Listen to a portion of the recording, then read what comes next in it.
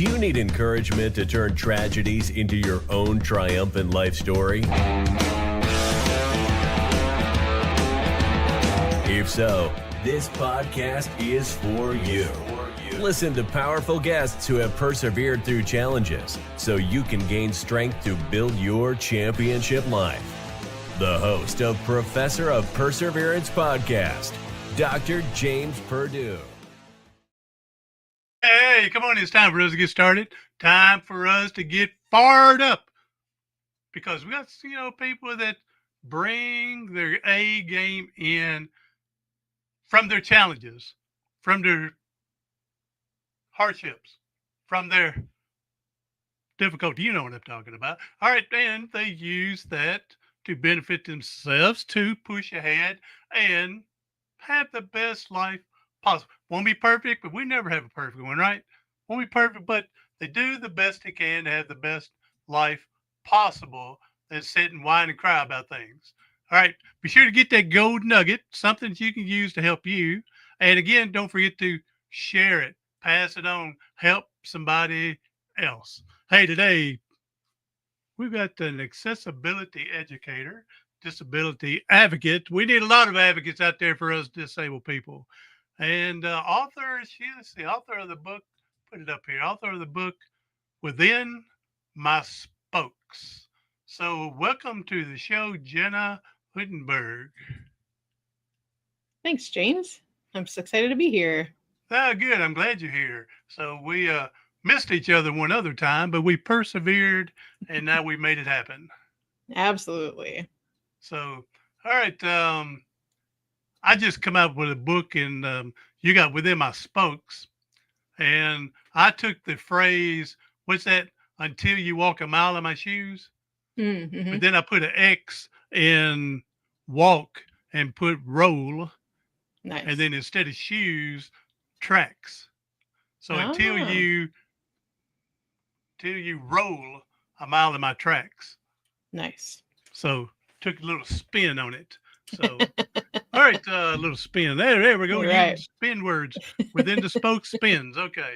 So all right, Jenna, we appreciate you being here, and we're gonna let you put us in the story that your journey that you see best for us, and we'll just have a nice, good conversation, and we'll fire some people up. That sounds awesome. And we'll probably fire ourselves up in the process. There right? we go. See, that's what I tell people. Greedily and selfishly, I get to get fired up and inspired first because I'm interviewing you. Unless there's other people listening, and I see we got 2 other people already in. And so unless other people are listening, I get the first-hand experience. And other people get to catch on afterwards. So, all right. Awesome. Jenna, I appreciate you being here. Let's go ahead and get started here. Yeah, sounds great. So you want me to just kind of start with my story and you throw us in where we need to start, and we'll go from there. Awesome. We're just gonna hang on for the ride. Well, great. A little bit about me. I was diagnosed at age 7 with juvenile idiopathic arthritis. At that time, it was called juvenile rheumatoid arthritis. Oh, dude, I coached a boy in baseball back when he was 13 years old. And he had that juvenile arthritis, like you said. I remember him because I was worried with him playing if it's going to, but it worked out all right for him. But that's the first time I remember hearing that. Yeah, it was pretty new. That was back in 1988. And so, becoming disabled before the Americans with Disability Act was even a law or a thing is kind of shocking to think back 35 years as somebody who's 45. But yeah, so I was a little first grader, woke up getting ready for school, and my one knee floated to the top of my bubble bath, and it was twice as big as the other knee. So like any little first grader, I screamed for my mommy because moms make everything better, right? That's right. Or at least they try to. or you get your dad over here and just says, rub some mud on it and spits on it and everything. You'll be all right. So again, you've met my family, James. There you go. All right. Yeah, my dad's other thing is like, just turn the radio up. Like, Dad, I'm not talking about my car. I'm talking about my knee. Just turn the radio up. There you go. That's right. So, yeah. So we went to the first doctor. The doctor said, hey, I think you have water on the knee. And my dad used to be a volunteer ambulance driver for our small rural town back in the 70s. And he was like, that isn't right. You're 7 years old. You're not a professional athlete, whatever. So we got a second opinion, and the local other doctor was like, I think you have JRA, but I can't diagnose you. So you have to go to the next big city and see a rheumatologist. Now, And let then me even ask that, this: the first doctor said water on the knee. Did he not try to drain it or anything? Just said the body would take care of itself.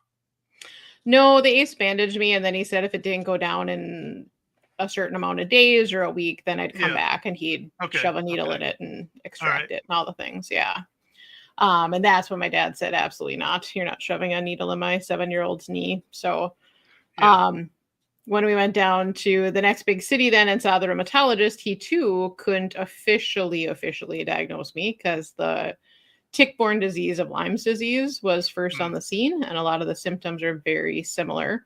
So I had to go down to the Mayo Clinic down in Rochester, Minnesota, and have my official diagnosis with a lot of the same tests, but a lot more scary and more traumatic to a little 7-year-old, freshly 8-year-old. And I remember, again, lots of big words, lots of scientific medical words, but then also Oh, yeah. lots of accents because several of the doctors were, not from America. English wasn't their first language. And so I would sit in awe of some of the amazing dialects and accents. But then in the same respect, I would start seeing my mom, and especially when my dad would tear up, it would be like, Yeah. that sounded like a cool word, but obvious by their reaction, that was not a good word. It sounded Mm-hmm. cool, Mm-hmm. but Yeah. right. I hear you. And so my disease, according to doctors, took a very aggressive and rapid. So within a year, I was in a manual wheelchair. Oh, wow. And Okay. I've been in a wheelchair pretty much ever since. Like, I can still get up to ambulate, very short distances. I have my special magic shoes, as I call them, quoting Forrest Gump. Because the arthritis made my knees and ankles and hips especially be more contractured. So by age 15, I was making the life and death decisions for myself, thankfully, because my parents are like, this is your body and this is your life. Like, we're here Yeah. to support you, but we feel like you need to be the one to make some of these really big decisions. Well, yeah, you're old enough now and understand, and they just have guide your decisions. Yeah. Yeah. And we were very fortunate to have a physical therapist early on. I think he was even my first one. And he's like, there's going to be a lot of well-intentioned people, even in the medical world, that are going to want to fix or cure, quote Mm-hmm. unquote, your daughter. And just be ready and be curious, but yet also be protective. Because once Jenna starts having surgeries, Jenna won't stop having surgeries. And so sure enough, some different folks heard of my diagnosis from the Twin Cities and other spaces. Mm-hmm. And that was their first thing. Let us fix you. Let us cure you. Right. And I'm so thankful we did not go down that road. But by age 15, I had been using a thing called a stair tracker. And it kind of looks similar to like what track chairs have now, with a big triangle of rubberized tank looking material. Mm-hmm. But you would wheel my manual wheelchair back onto it and then pop a wheelie with two little kind of like ball and socket connectors that held Yeah. onto the handlebars of my wheelchair. Okay. And then older paraprofessionals would have to tip me over a set of stairs to climb down so I could get down to our band room. And so I was the lead trumpet player in 9th grade and just doing all these really cool music things, but at the sacrifice of my knees. So I thought one day when I came home from school that like there was this miracle, right? Because I could move Oh, my yeah. knees. They were no longer painful. Life was great. And I'm like, Mom and Dad, I don't need to go in for surgery next week because look, I can move them and they don't hurt. So we go in for surgery and I wake up after surgery. I'm like, this is the most awesome thing. Like, my eyes just pop right open like a Pop-Tart out of a toaster. And Yeah. I was like, Yeah. if this is what it's like getting out of surgery, this is awesome. Well, then my surgeon came in and he's like, yeah, we didn't do anything. We literally Oh, just no. did some scans. And in those scans, we found that your knees are actually fused and you Oh, put wow. hairline fractures in your femur. Okay. And so what I thought was a miracle, I actually made myself its own joint by having a hairline fracture. Yeah. And so from then on, both those surgeons were like, you have the highest pain tolerance we have ever seen. I was going to say, yeah, with a fracture, I had a hairline fracture with my leg from playing a pickup game of flag football where I slipped and fell, and boy, that thing hurt. So yeah, for you to sit there and go, well, if I'm cool, right? you definitely got a high tolerance. Yeah. Yeah. So they woke me up, and thankfully my growth plates were closed by that time. So like, well, you need to stay in the hospital for a couple of days because then we have to knock you out and put a joint replacement in. But you're so young and your bones are so fragile and just narrow because of not weight bearing since age 7. We had to wait for special parts, right? There wasn't such thing as like Amazoning joint replacements back in the early 90s. Everything was going mid through 90s. Everything was going through the old snail mail by then. Right. Yep. And so then when they actually woke me up after my first official surgery, I was like, oh, this is horrible. Yeah. Very different than the first experience of not truly going under. But so anyways, from then on, I was doing a surgery probably every 6, 9 to 12 months, because once we kind of started fixing one part of the body and the other opposing side was quote unquote crapping the bed, right? Mm-hmm. Yep. And so that just continued. So I think my most recent surgery this last summer, I think that was like number 18 or 19. And it was like my 8th or 9th knee replacement or revision. So yeah, so surgery is kind of an old bag to me, orthopedic surgeries, that is. A few years ago, I did have to have a kidney stone surgery. And I'm like, the whole internal organ thing is very different than bones and joints. Okay, yeah, I can imagine so. Yeah, I'll take orthopedic stuff over organ stuff any day. Now, mainly the joints you're talking about is your knees and everything. What about your shoulders, elbows, upper body? Is that considered normal or not affected as bad as the other joints? They're still all affected. So my right elbow, I call it my hook because I used to play wheelchair basketball. And so it's fused, so it doesn't bend or straighten. So I would do the hook shot. That's why it's called the hook. Okay. And so that fused when I was 12, and the arthritis did that. And then when I was in college, I had to have my left elbow replaced. So so that's the difference of the elbows. So far, I do have some shoulder starting of impairments just from overuse because my shoulders have to do everything. But then, of course, being a seated person and having osteoporosis, I also have scoliosis. So then you enter the back and it's different needs as well. And that just, I'm kind of like a big game of Tetris and Jenga and Jumanji all at once. So. Yeah, then when you get my age, you'll start getting that osteoporosis. So I'm 61. So, okay. I've been in a wheelchair now 40 plus years now for my spinal cord injury. When I was 19 years old, I got my neck broke playing football. And so fortunately, even though I've used a manual chair all these years, fortunately, I haven't worn my shoulders out. But I got a buddy that he's had to have his shoulder replaced, stuff like that. But at that time, he was always in the Paralympics competing. And one time they had to go and do some shoulder surgery. He had to stop working out for months.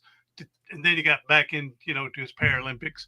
And one year he went to, of course, it was do like my grandfather, 1988. All right. And he was in, 88, I think it was. Went to Barcelona, and he's a quadriplegic, but he won 8 gold medals at that time, and all 8 were world records. Wow. So he's a weekend, and I was freshly injured meeting him. I'd only been in a wheelchair 3 or 4 years when I first met him, and we always called him Super Quad. Right. But what I'm getting to is, fortunately, all these years of me pushing and stuff, that I haven't had bad shoulder problems and have to have surgery. So I'm blessed there. So, yeah. Yeah, and a lot of times for unwheeling, I'm a foot propeller as well, so I know that really confuses others, but too bad, so Mhm. sad for them. But so a lot of times it just makes sense to use my hamstrings and quads to get up ramps and do things backwards than Oh, I to used try to to do use that. my hands and I can move my legs and stuff. Not okay. saying stuff, but move my legs. And I'm Hmm. like you.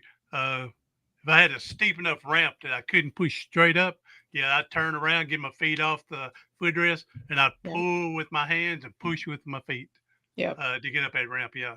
So Yeah. I understand what you're doing.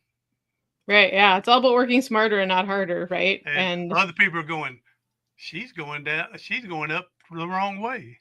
right. Does she know what she's up to? Yeah. Or other Poor, people like, if you can poor move your girl. legs, why are you Yeah. in a chair? It's like, Yeah, poor people in girl. She chair. doesn't It's understand the right way to go up the ramp. Poor right. girl. So Yeah. yeah. So that's what that's all it is. You learn to adapt. Yep. You know what other people may be able to do in a wheelchair. If I can't do it, then I got to figure out a different way. Or I go, hey buddy, can you help me up this lift, this ramp? So, Right. but again, like everybody else, I would like to do it and try it myself first Yeah. before they ask. And if I can't do it, then but I tell you what, it took me a long time to ask for that help. Yeah. It took a long time because I felt it was more degrading because I couldn't do it. Right. Okay. But now I've learned over the years, and this is anybody, I don't care who you are, you don't have to be disabled. I think it's a strength to recognize what you can't do, to ask for help. Hmm. So everybody can, so you can do whatever. You can be as the healthiest person in the world, but if you can't figure out the physics to do something, then find somebody that can and learn Right. from them. So don't, yeah, anybody, don't be afraid to ask for help. There's people out there who want to help you. Yeah. And a lot of times I think in our stubbornness or our American independence or, whatever label you want to put Oh, on I that. tell people my sinful pride. That's what That I too. say. Yeah, that's what I say. Yeah. All right, go ahead. Yeah. Definitely that too.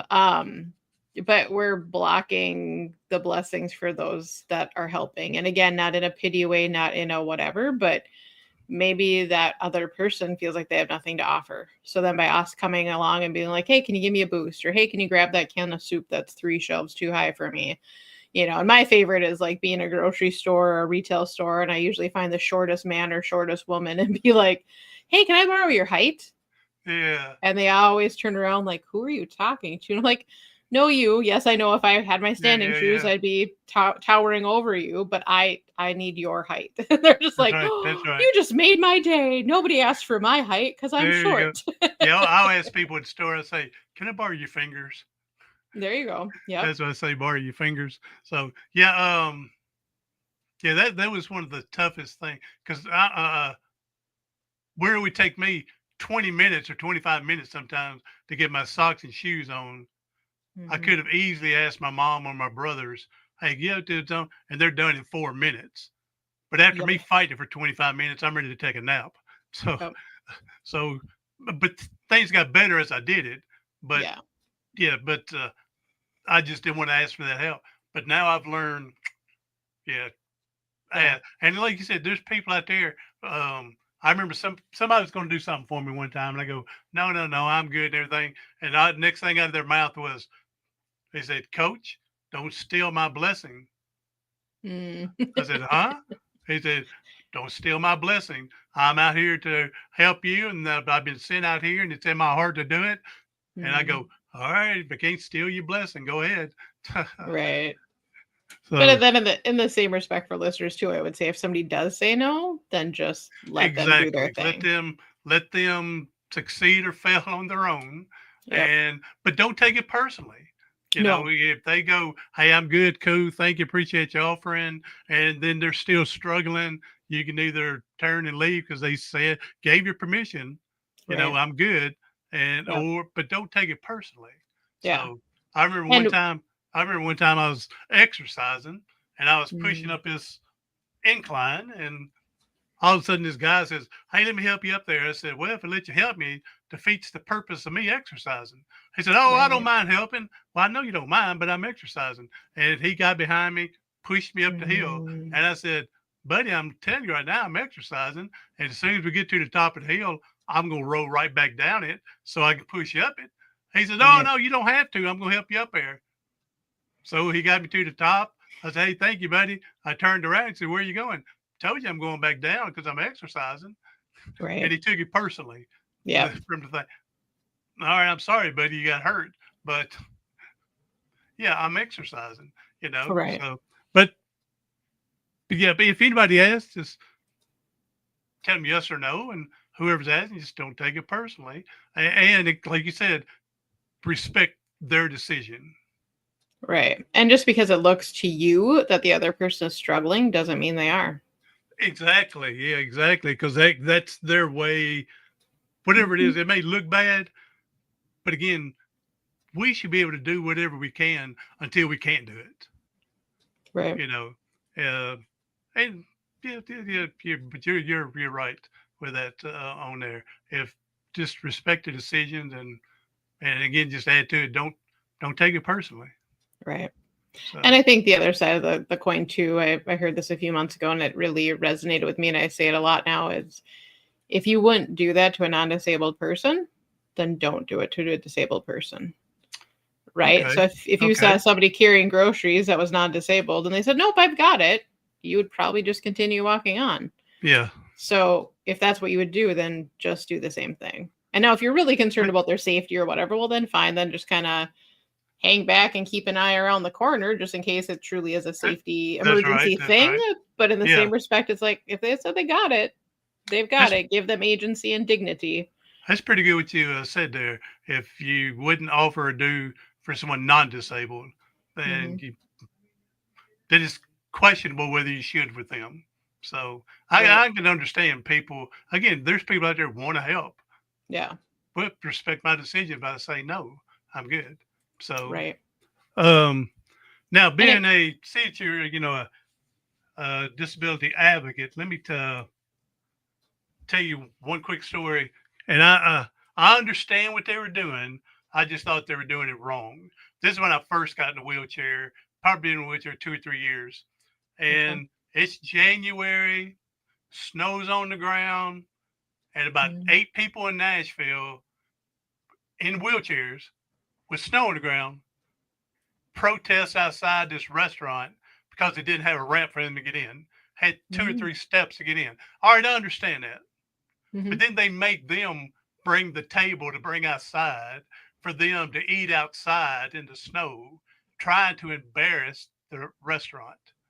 I thought that was the wrong. I thought they looked more like a jerk than the people who didn't put the ramp in. That's what I thought.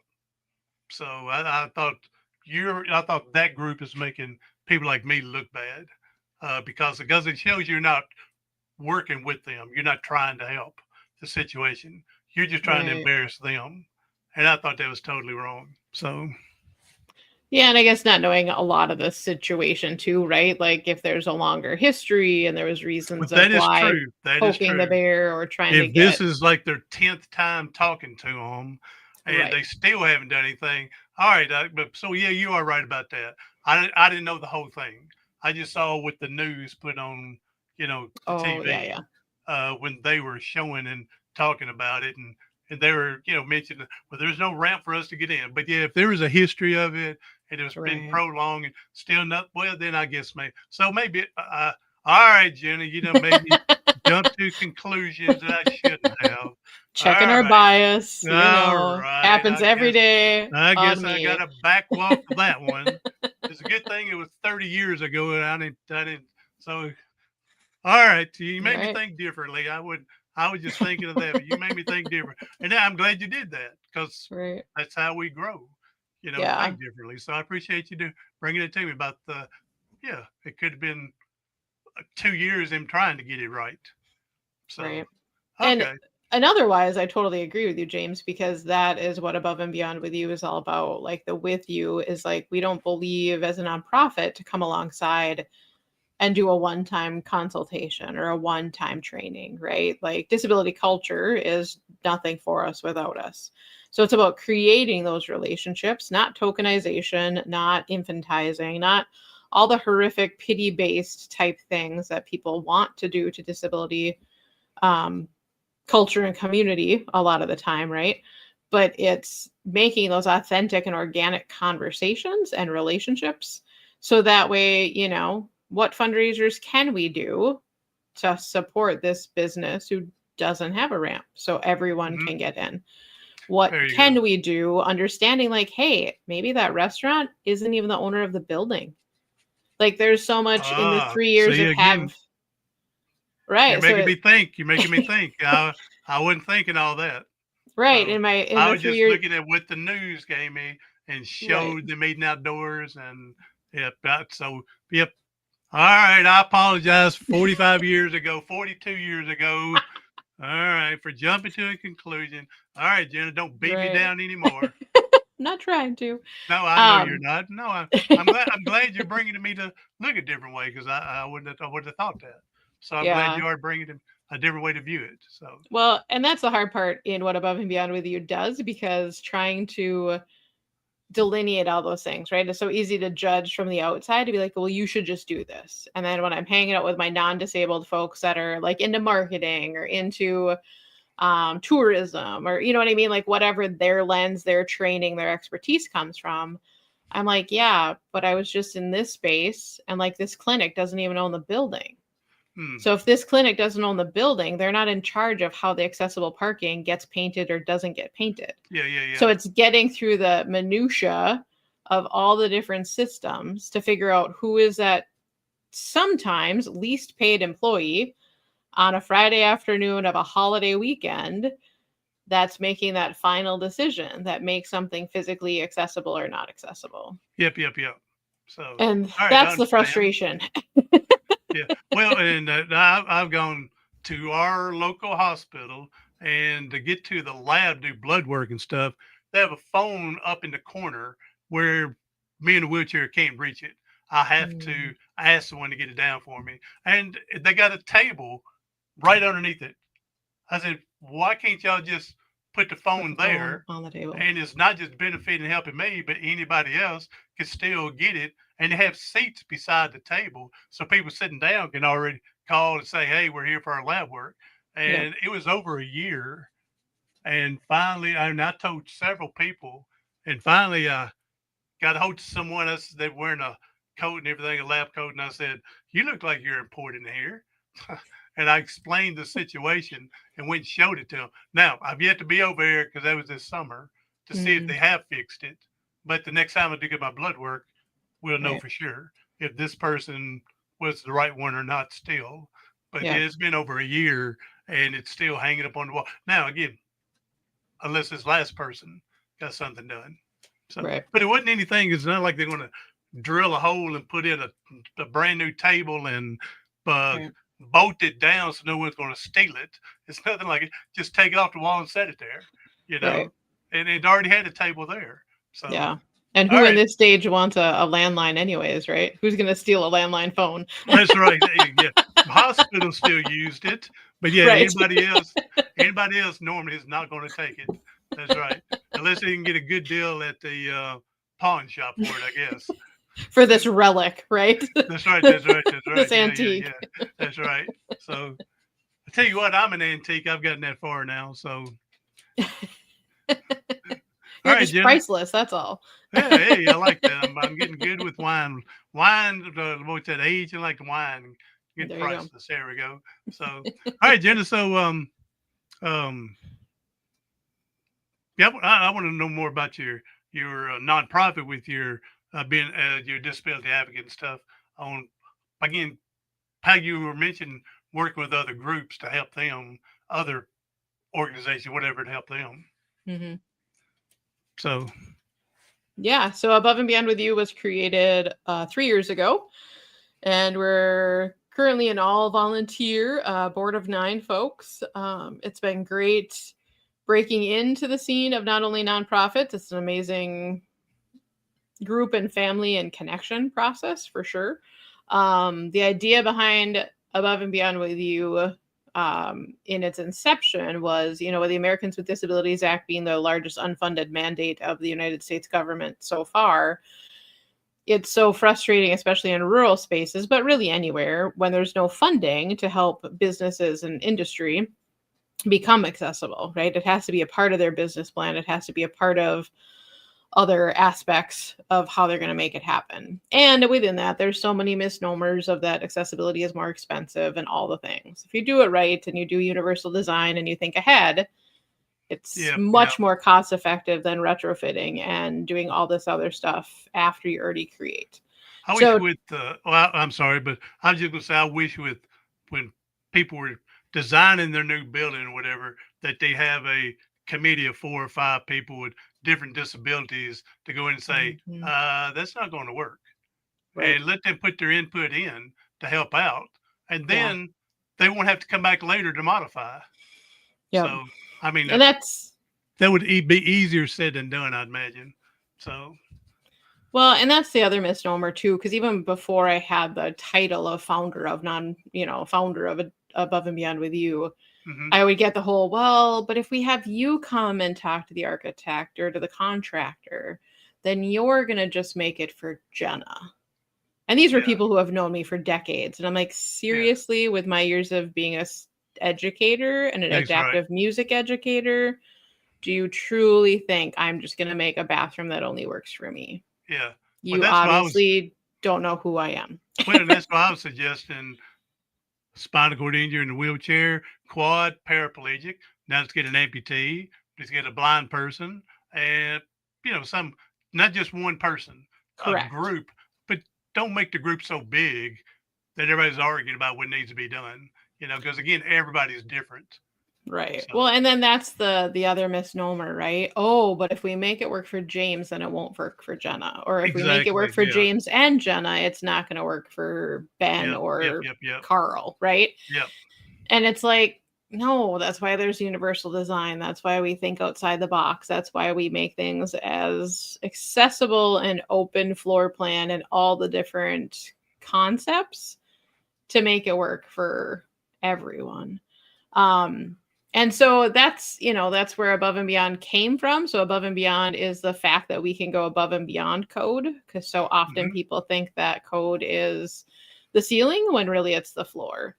And like I said earlier, the width stands for all the educators that are on my board, connected, that it's about us learning and growing together, because we're all confronting our unconscious biases.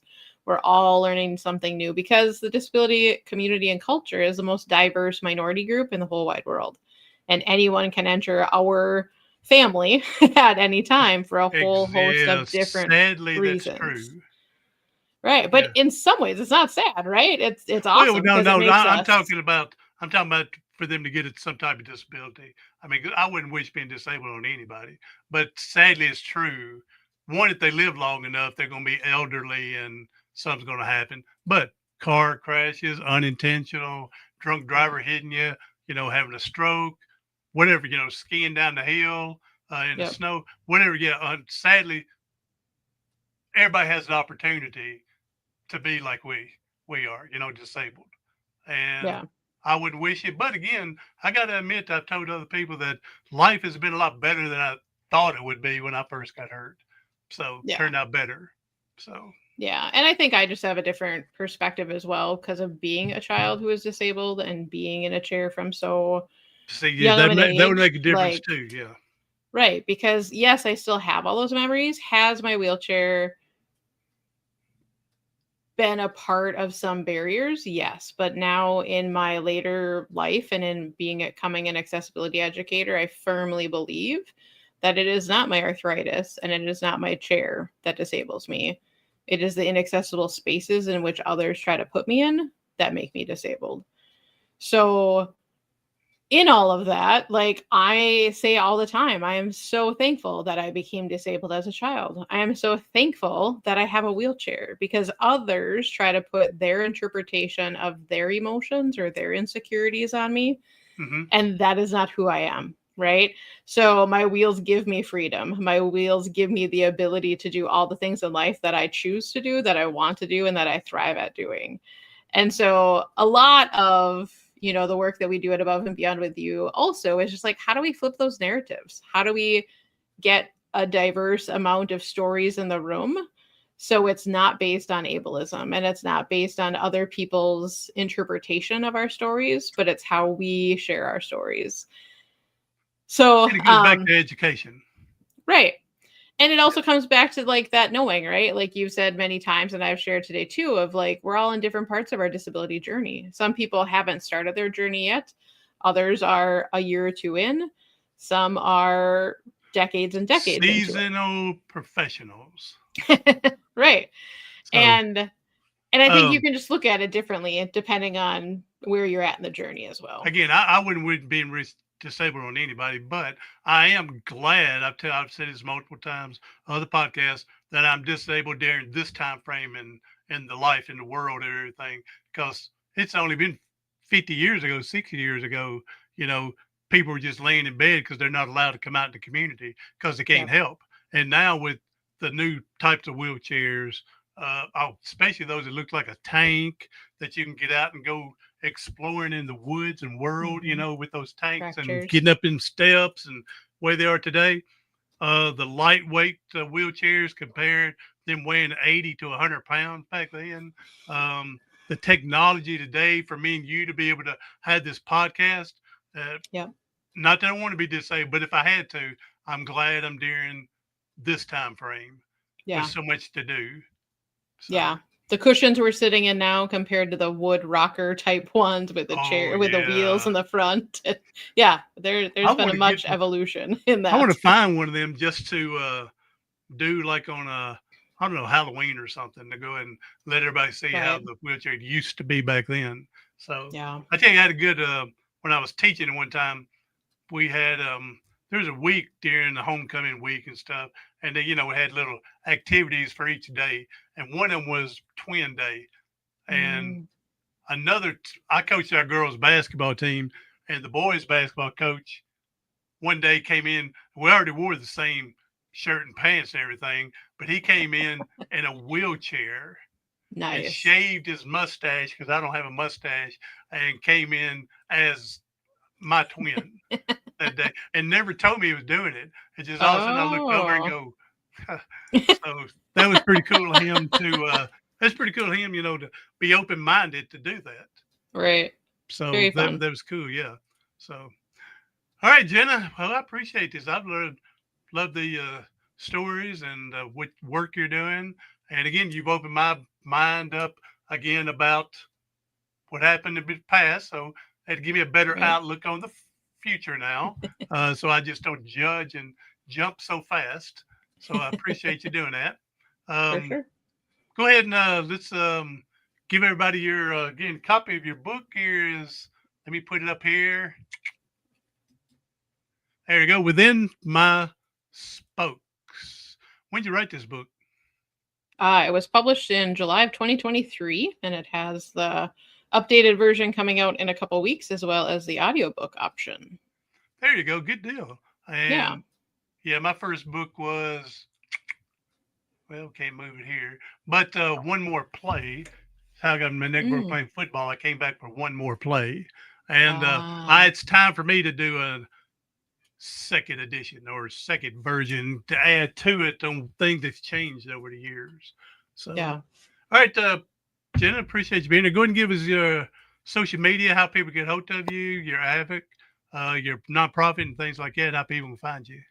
Yeah, so if you go aboveandbeyondwithyou.org, and it's the capital U, not YOU, and you can there's connections to not only our work. You can see where the columns that I write every other week for the local Lake County Press. That's called Local View from 4'2", because my eyes actually measure at 4'2". And you can also have links to buy Within My Spokes through Amazon, or you can find it wherever you can buy your books. And also you can find us on Facebook, Instagram, and LinkedIn. And we're going to go ahead and jump out now and tell the world right now, Jenna's going to start her own podcast and interview other people with disabilities and get their perspective. And I'm going to be the #1 on her show. Now, she hasn't said she's doing that. I'm just trying to do what we say, plant the seed. Okay. So, all right. But yeah, really, you ought to get a little podcast and interview other people with disabilities and, get their perspective as well. That's one reason I'm doing this. is get their Absolutely. perspective and how they've overcome, to show people that are whining and crying and think they're worse off, and not to say they're not, okay, but show that there is a way out to have a good life. For sure. And sometimes we need to embrace those valleys in order to appreciate the mountaintops as well. There you go. Somebody else, we always use the mountain and valleys reference, right? The ups and downs. Someone brought it to my attention that they use it in a metaphor, your heartbeat. Mm, You know, yep. you can see the mountains and valleys with the heart going beating up and down. And so I thought that was pretty cool of them to think outside what's called the box. So, Right. all right, Jenna, thank you for being here. And again, thank you for helping me look things a little different. We know there's people hurting and struggling today. If you can leave us with a positive message, that'd be a blessing.